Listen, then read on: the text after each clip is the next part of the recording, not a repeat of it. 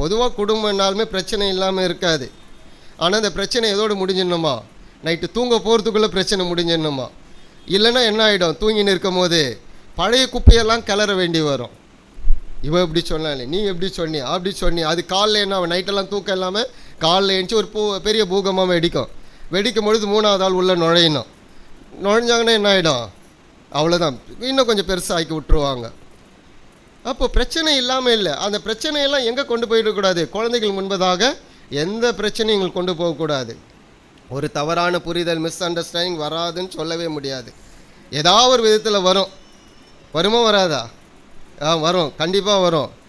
திடீர்னு நந்தினி கேட்டிருக்கோம், ரொம்ப நாளாக ஹோட்டலுக்கு போகலங்க, இந்த இன்னைக்கு ஹோட்டலுக்கு போகலாம் அப்படின்ட்டு. சரி 5 மணிக்கெல்லாம் ரெடியாருன்னா பர்மிஷனை கேட்டுன்னு வந்துடுறேன்னுவார். அவர் பர்மிஷனும் கேட்டிருப்பார், மதியானமும் சொல்லியிருப்பார் போயிடலாம் ஹோட்டலுக்குன்ட்டு. கிளம்புற நேரத்தில் எவனா வந்து குறுக்க நிற்பான், இதை நீ முடிச்சுட்டு தான் போகணும், அதை முடிச்சுட்டு தான் போகணுன்ட்டு. 5 மணிக்கு வருவார், 7-8 மணிக்கு வருவார். இந்த மாதிரி ரெடியாகி உட்காந்துருப்பாங்க, நீ ஹோட்டலுக்கு போகணுன்ட்டு. வந்த உடனே முகம் இப்படி வச்சுட்டுலாம் கேட்கக்கூடாது. என்ன லேட் ஆகிடுச்சு, ஏன் இன்றைக்கி வர்றதுக்கு லேட் ஆகிடுச்சின்னு கேட்டால் அவர் தகவலை சொல்லுவார். 5 மணிலேருந்து காத்துன்னு இருக்கேன்னு, நீ எல்லாம் மனுஷனா அப்படின்னா முடிஞ்சு போச்சு. அவர் சொல்ல, உனக்கு என்ன வீட்டில் உட்காந்துக்கிறாள், அங்கே நடக்கிறது எனக்கு இல்லை தெரியும். இது பொதுவாக சாதாரணமாக நடக்கக்கூடிய விஷயங்கள். இப்படி தான் பிரச்சனைகள் வரும். இதை வந்து தீர்வு பண்ணுமா? அழகாக தீர்வு பண்ணலாம். வீட்டில் இருக்க மனைவி, கிறிஸ்துவுக்குள் வாழக்கூடிய மனைவி, கடவுளை சார்ந்திருக்கக்கூடிய மனைவி, வரேன்னு சொன்னார், என்ன ஆகிடுச்சு, வேலை எதாவது வச்சுட்டாங்க போலக்குதாங்க, இல்லை டிராஃபிக் ஆகிடுச்சா என்னன்னு தெரியல, வந்த உடனே ஏங்க லேட் ஆகிடுச்சு, இன்றைக்கி பரவாயில்ல நாளைக்கு போய்க்கலாம் ஹோட்டலுக்கு அப்படின்னா அதை விட மகிழ்ச்சி. இதுதான் குடும்பம் கட்டப்படுகிறது. இது 2 பேருக்கும் உரியது. கணவனுக்கும் உரியது, மனைவிக்கும் உரியது. சில நேரத்தில் இந்த சாப்பாடு உனக்கு செஞ்சு வைக்கிறேன், இதை செஞ்சு வைக்கிறேன்னு வாங்க, வரும்பொழுது வேறு விதமாக இருக்கும். நீ இது தானே செய்கிறேன்னு, நான் அதை தானே சாப்பிட்லான்னு வந்தேன், அப்படியே இல்லை, சரி நாளைக்கு செஞ்சுக்கலாம், ஓகே.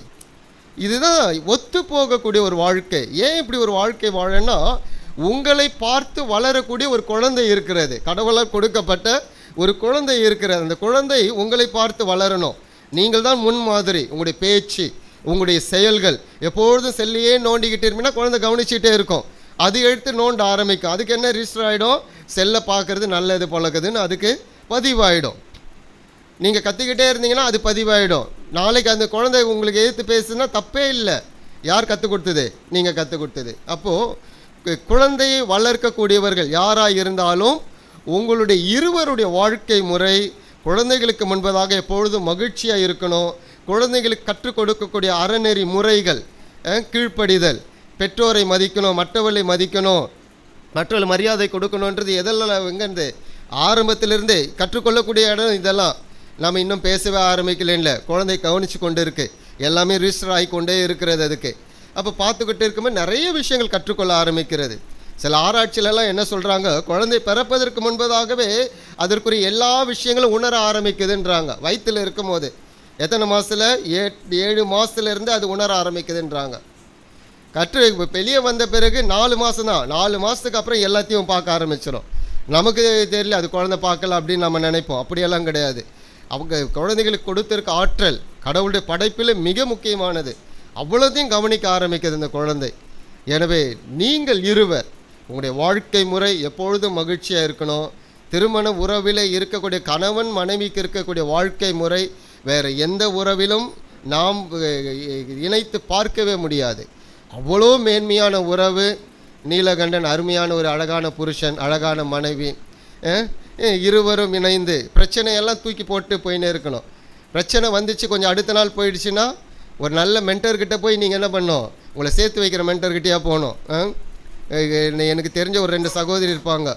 எந்த வீட்டுக்கு போனாலும் அடுத்த அரை மணி நேரத்தில் டமால் டிமில் தான் விழும். அது என்ன தான் போய் பண்ணிட்டு வருவாங்கன்னே தெரியாது. அவ்வளோ கிஃப்ட்டு அவங்களுக்கு. குடும்பத்தில் போனால் ஒரு பிரச்சனை உண்டு பண்ணிட்டு வந்துடுவாங்க. ஆனால் நீங்கள் கேட்கக்கூடிய ஆலோசனையும் உங்கள் பெற்றோர்கிட்ட அவங்க பெற்றோர்கிட்ட போனீங்கன்னா அவ்வளோதான், முடிஞ்சிச்சு. ஆமாம், அவன் அப்படி தான் இருப்பான், அவன் அப்படி தான் இருப்பான், நீ எல்லாம் விட்டு கொடுக்காத அப்படின்ட்டுருவாங்க. தப்பாக சொல்லுவாங்க பெற்றோர்களை. நல்ல பெற்றோர்கள் தான், தப்பாகவே நான் சொல்லலை. இருந்தாலும் உங்கள் ஆலோசனைக்கு எங்கே போகக்கூடாது, கூடுமான வரைக்கும் நல்ல மென்டர். ஒருவேளை அப்படி உங்கள் பெற்றோர்கள் இருப்பார்லன்னா நல்ல விஷயம். அதனால் நீங்கள் இருவர் உங்கள் குழந்தைகளுக்கு வளர்வதற்கு மிக முக்கியமானவர்கள். உங்களை தவிர்த்து வேறு யாரும் அல்ல, நீங்கள் தான் மிக முக்கியமானவர்கள். ஒருவேளை குழந்தை பாட்டிக்கிட்டே தாத்தா கிட்டே அப்படியெல்லாம் இருக்கலாம். பட்டு அல்டிமேட் ரோல் யாருன்னா உங்கள்கிட்ட தான் இருக்குது. கடவுளோடு வாழக்கூடிய உங்களுடைய வாழ்க்கை முறை முதலாவது. நீங்கள் வேதத்தை படிக்கிறது, ஜெபம் பண்ணுறது, அந்த குழந்தை பார்த்துக்கிட்டே இருக்கும். அது உங்களை கூப்பிட ஆரம்பிக்கும், வா ஜெபம் பண்ணலாம் அப்படின்றது அல்ல. எப்போது பெரிய ஆளான பிறகு இல்லை, 1 வயசு 2 வயசுலேயே இது நடந்திருக்கு. எத்தனையோ குடும்பங்களில் முட்டி போட்டு உட்காரவங்க, பைபிளை திறந்து பார்த்துட்டு இருக்கவங்க. இதெல்லாம் யார் கற்றுக் கொடுக்கணும்னா நீங்கள் கற்றுக் கொடுக்கணும். குழந்தை தவறாய் பேசும்பொழுது தப்பு என்று சொல்வதற்கு நீங்கள் உரிமை எடுக்கணும். ரொம்ப மிக முக்கியமானது. அதே மாதிரி வளர்ந்து குழந்தை வரும்பொழுது அதோடைய உரிமையை நீங்கள் மதிக்கணும்.